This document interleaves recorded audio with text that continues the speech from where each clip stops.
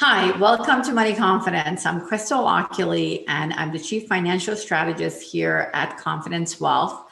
And every week, I try to bring up topics that have been talked about and are things that I notice maybe in my meetings people don't understand or could have a little more clarification on. So today's topic is going to be about understanding what truly average return means.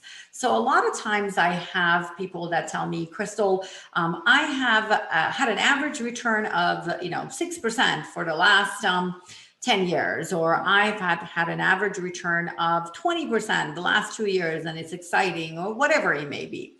With that said, what is really important is what's been your cumulative return.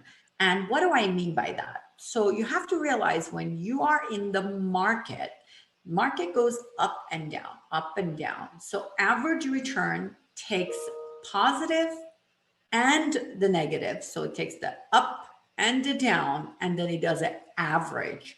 And that doesn't truly mean what you think it means. So I want to make sure you understand there's a big difference between cumulative return versus just an average return. So for example, a lot of times with our clients, we always like to look at what was our principal when we started and how much have we added to it versus how much we withdrew, and then where are we at today? So you would know, so the client would know exactly what their gain has been, because sometimes it's really hard to read statements and really truly understand, am I doing okay? Because if my average return looks pretty good, maybe everything is okay. So I really encourage you to understand what that means. So let's talk about what does average return means. This also goes for those of you who have 401ks, and maybe it's a little different because you're just looking at them yourself and then you're thinking everything looks good. Keep in mind, you're adding money into that puppy that's called your 401k. So sometimes it's your own money, not necessarily the gain. So let's just say we're going to do a quick little exercise, and that's why I got my notepad in front of me that I'm sharing with you. Let's just say, for example, we are told that there is a fund that has averaged 10% for the last 2 years. Does that sound positive? Well, again, imagine we're told that these two funds have both averaged 10%, and you think, well, that's great. They both average 10%. So what's the difference? Well, let's go ahead and do the math together so we can understand what truly is the difference. So we're going to start, just to make math easy, we're going to do two scenarios. Bear with me really quick. So 1 and 2. And we said, what do we say? We say average return on both of these is 10%. So let's start with the first one. We're going to use $1 million to make math easy, because I don't want you to have to work so hard today on doing any math issues. So let's say on the portfolio number 1, it went up by 60%. That year, we have an amazing year. Let's just say up 60%. So what does that mean? It means we went up 1,600,000, right? Okay. Now let's go to portfolio number 2. So we have $1 million. Quick little disclaimer, my handwriting is not so great, so bear with me. So the second one, we went up only 30%. So doesn't sound as exciting, right? But here we go. We're at 1.3. So now let's go to the following year. So this was year 1. Year 1. That's a Y, by the way. Again, remember, my handwriting not so great. Now we're going to go to year number 2. So year number 2. Now, we're not going to have as exciting as a year, okay? We're going to have a downturn. I'll do it in red. So we are going to go down 40%. So what do we have left? Remember, it's not down 40% from $1 million, because you're at 1.6 now.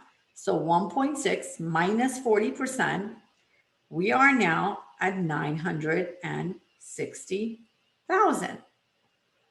Okay. Now let's go to the second portfolio. This one goes down 10%. So what do we have? I know this is a little bit of a tougher math, so I'll do it for you. So we have 1,170,000. So wait a minute. We are positive in this one, but we are negative from our principal. Because remember, we started from 1,000,000 on both of these, but here we're up, here we're down. And I'm telling you, they're both average 10%. How is that possible?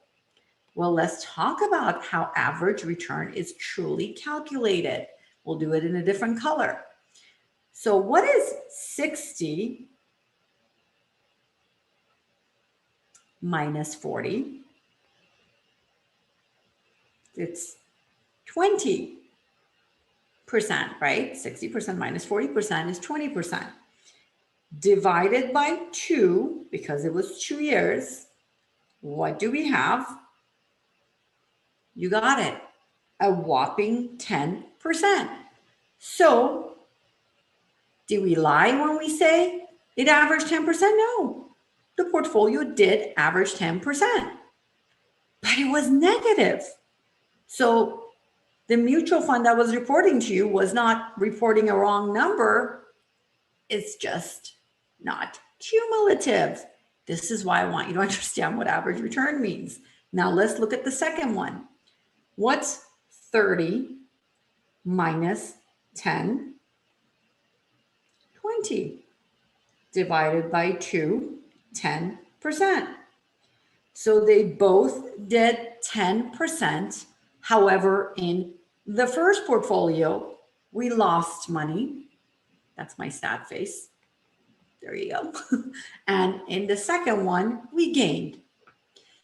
This is why it's extremely important for you to always remember what was my principle. What did I take out? What did I add? What have I truly earned? It's always interesting because when we get together with our clients for annual reviews, they love seeing that we always show them what was point one. What did they start with? What have they taken out? And how much is in there now? Because that is going to clearly show any gains versus that's cumulative, right? Not just looking at an average return from a statement and saying, oh, everything looks great. Because the truth of the matter is we don't know, right? No one really knows what average return means if they're not doing their cumulative math. It's not that it's a wrong number. It just takes into account positives and negatives. Now, if you were in a type of account that never went down and you had an average return, then that's going to be cumulative.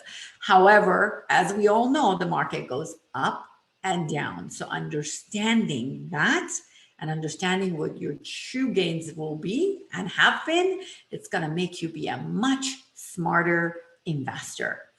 And that was the lesson for today. I wanted to keep it simple, but have you really truly understand how average return is calculated.